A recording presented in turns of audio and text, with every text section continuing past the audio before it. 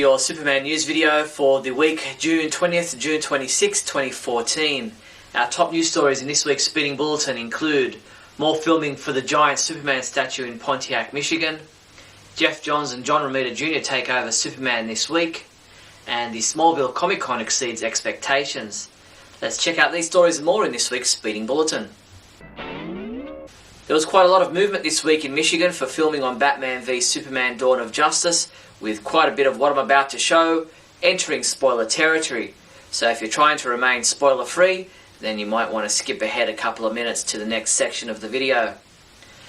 Last week we reported on the news that a scene was filmed in Michigan for Batman v Superman in which the mayor of Metropolis dedicated a giant Superman statue in honour of Superman saving the world in Man of Steel. A scene was filmed this week showing cleanup crew repainting the statue after anti-Superman protesters painted a red swastika symbol over the S on Superman's chest. On Wednesday, extras, most of them dressed as EMTs, firemen and police officers, were on location filming a scene where they were placing flowers around what looks to be the destroyed remains of the large Superman statue. Many vehicles, including news vans, were also on location. JoeBlow.com published a rumour-filled report which claims to have details on Wonder Woman's appearance, Batman's residence, and Lex Luthor's motivations in the upcoming film. In the film, Lex Luthor, who is rumored to have longish red hair at the beginning of the film, thinks he is God's gift to humanity and the best that humanity has to offer, which leads to his obvious hatred of Superman. Because Superman is basically a god, it makes Lex feel less than perfect. Lex tries to sway people to dislike and fear Superman, which he is successful in doing so partly. Some see Superman as a hero, while others see him as the ultimate threat. An email notification sent out by Detroit casting agency Real Style indicates that the plan for this week is for an emergency scene to be filmed at the Daily Planet and parts of Metropolis for the new movie.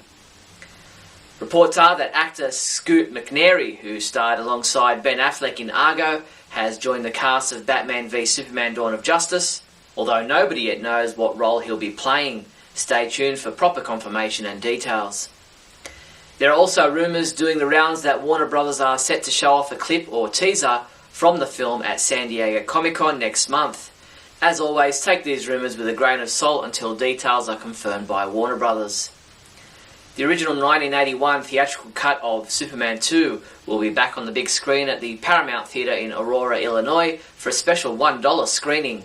The Monday, June 30th screening will start at 7 p.m. at the Paramount Theatre located at 23 East Galena Boulevard, Aurora. Visit ParamountAurora.com for tickets. In TV news, Warner Home Video released details for the new compilation DVD titled DC Supervillains Justice League Masterminds of Crime, which collects together some of the best villain episodes of the Justice League animated series. Featuring supervillains from Lex Luthor, Sinestro to Darkseid, DC Supervillains Justice League Masterminds of Crime will be released on October 7th. You can pre-order your copy from our online store now. In comic book news, USA Today published an interview with John Romita Jr. about coming over from Marvel to join DC Comics to team up with Geoff Johns as the new creative team, taking over the Superman title with this week's issue number 32. Romita and Johns' first storyline introduces Ulysses, an enigmatic man of tomorrow who has a similar origin story to Man of Steel's. JR Jr. said, "I don't know what's going to happen to him. I don't think Geoff knows. All I know is I like how he looks visually."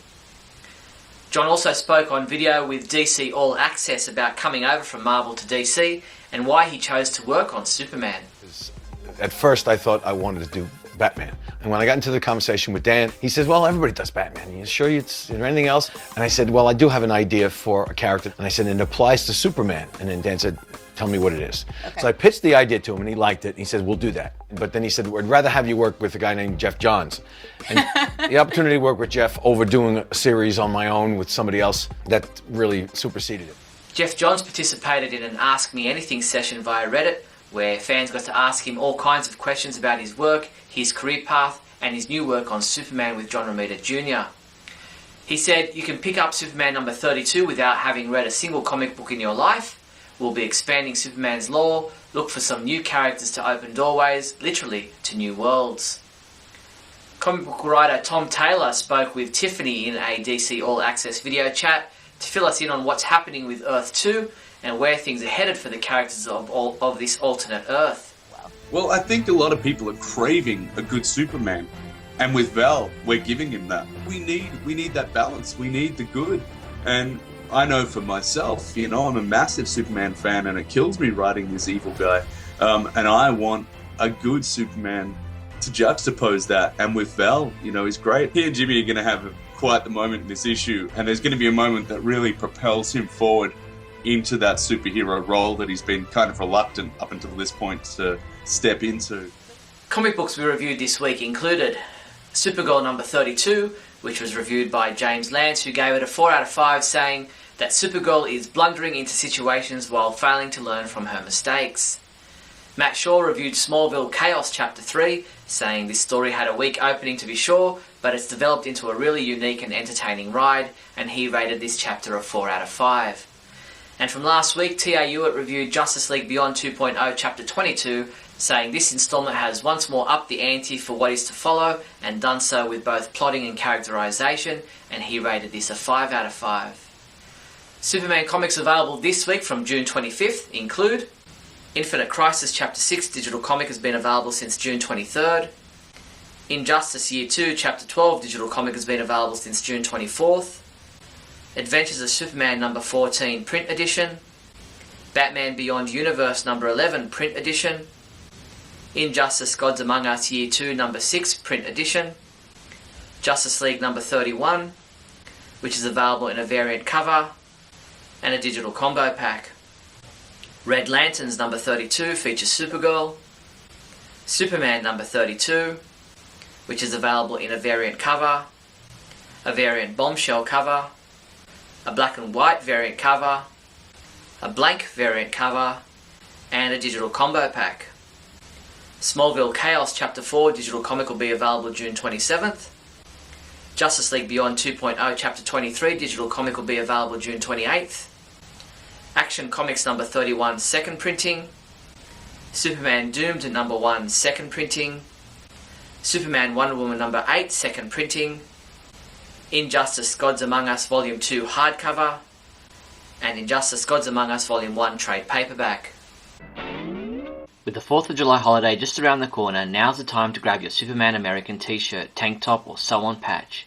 Wear the Man of Steel America's Hero adult t-shirt, yours from $17.95. Or how about an American flag Superman logo t-shirt from just $16.99. These and other great American Superman items are available from your one-stop Superman shop, the Superman homepage online store at supermanhomepage.com/shop. Hey, in other news, Factory Entertainment announced another of its 2014 convention exclusives with the world premiere of its new product line, Rhytums. The Superman and Batman collectible minifigures feature handy clip-on attachments, while pulling off the figure's head reveals a concealed pencil. This exclusive is limited to 2,000 sets and will be available at San Diego Comic-Con, only from the Factory Entertainment booth. But they've also put aside a limited quantity that are now available for pre-order at their website at factoryent.com.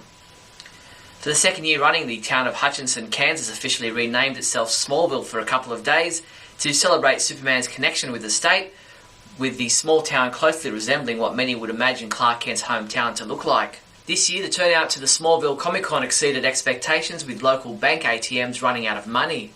Congratulations to everyone involved for the success of the event. Reports are that plans for 2015 are already underway. Episode 114 of Radio KAL, the monthly podcast of the Superman homepage, is now available to listen to.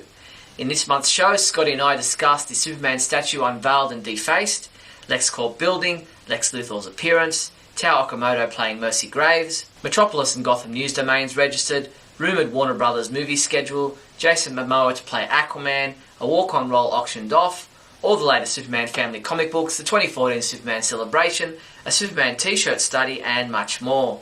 Listen to it now at supermanhomepage.com/radio. That's all the Superman news there was for the week June 20th to June 26th. Please subscribe to our YouTube channel. I'm Steve Younis from supermanhomepage.com.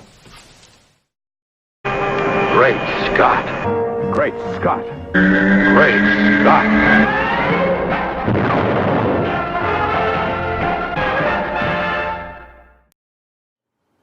Hello, everyone, and welcome to another fantastic episode, a JR episode, a Junior episode, and I'm not talking about Seau. of Great Scott. I'm Scotty V, and thanks for watching. So with Superman number 32, which should be out any day now, Geoff Johns and John Romita Jr. taking over the duties and being the new super team. Now, I'm hit or miss with a lot of Geoff Johns' work. The Secret Origin story, which was the last major Superman story I remember from before the New 52, maybe like 2006, I think that came out. There were good things and bad things, and of course, I think it was Gary Frank who did the art. The artwork was neat, very kind of realistic looking art. People's faces had a lot of character, there were wrinkles, there were a lot of different things that made them look very human, as opposed to John Romita's art, which I don't know what they look like. I look at this art and it looks like my nephew drew it, and my nephew is, what, 4? That may be a little harsh. I probably couldn't do the art, but a trained artist, a big celebrated artist, an artist that they're hiring on the book because he apparently can sell books. Same with Geoff Johns. He's a great writer. I know he's really involved with the creative forces now at DC. I think he's really big on a relaunching point of the New 52, which a lot of people hate, a lot of people are okay with, and I'm sure some people love. And I know that a lot of the Flash stuff and the Flashpoint, and I know he's the Aquaman guy that made Aquaman cool again in the New 52. If you're not reading that book and you still think Aquaman's kind of a doof, then you should check that out, because I've only read 1 or 2, but it's definitely very cool, and in Justice League he's very cool. He's not this goofy guy from the Super Friends cartoon. But the art that they've been soliciting, the weird thing is they just came out with the cover of Superman 32, and it's very reminiscent of Superman 2, where he's going to save Lois at the Eiffel Tower, and he runs behind the building, and you see several different versions of Christopher Reeve running as his, I guess, his clothes melted off in those movies, and then he takes off for Paris. It's very reminiscent of that. It's almost an exact copy, except it's the New 52 costume, and everybody's complaining about the seams again. I thought we were already over that. It seems because they're like armor-plated things that are formed by these nanites that live in the S that's always present, or whatever it is, however it works. I kind of like it. I've said it before. I like that better than I like a guy wearing big, thick red leather boots and a long cape underneath office clothes and still looking like a thin guy. But the cover is really cool. The face is a little weird, and it's drawn by Junior Jr. Now, then you look at the inside artwork, and it looks terrible. First of all, they're showing him fighting Titano, and Jimmy's talking about it to Perry. Perry looks 90 at points, but he also looks 90 pounds. Jimmy looks 4, and again, 90 pounds or less. I don't know that there's anybody reading Superman books that's looking for a Titano story. And all of the characters just look rushed, rapidly drawn, and very sloppy. Now, I suppose that's better than the alternative, which is like Jim Lee art, which I love, which is beautiful, which is the greatest art I've ever seen, but it takes 3 months for a book to come out. We're still waiting on Unchained 7. I think Unchained's been out for 2 years now, and we've gotten 6 issues. So I can see the dichotomy there. The one is people complain because books don't come out on time, and the other is people complain because the art's too rushed. So maybe that's what's going on, and maybe people like John Romita's style because he worked on Marvel and they're fans of those books. But of course, that goes to more the storytelling and who the writer is. And of course, in a comic book, the artwork does help to tell the story. But if you have Geoff Johns on your book telling the story and the story is good, you could almost have any artist, or anybody who writes the story and the story is good. You can almost have any artist. And you might not want a Jim Lee or a really intricate, detailed artist, because maybe they'll get behind and then you'll have a book that's late. And Superman's one of the monthlies, one of the regulars. Unchained is kind of a special, and I think it's temporary, and it's going to go away, and it's not part of the ongoing continuity. Sometimes you have to come up with a way to make the art come a little quicker so that you can get the books out on time, and I don't know if that's what's happening. I haven't looked that much into John Romita's art. I just know that the art they're using is very peculiar because it looks horrible, and if that's indicative of the book, of the way it's going to look going forward, I would think it would turn more people off than turn them on. The cover helps because it makes it look a little better, and it's drawn by the same guy who's doing the interiors of the book. But I'm a little concerned about the artwork going forward. I mean, I hate sloppy artwork, and I hate, when they mix artists in one book where a guy looks one way on one page and a totally different way the next page. So at least if he can get it done quickly because he draws that way, we won't have 2 and 3 artists and we won't have big delays. Who knows? Let me know what you think. Also, write me in if you have something you'd like me to discuss, or if you have a question for me. We'll do viewer questions, viewer mail. Thanks, everybody, for watching. And remember, John Romita or not, always look up in the sky.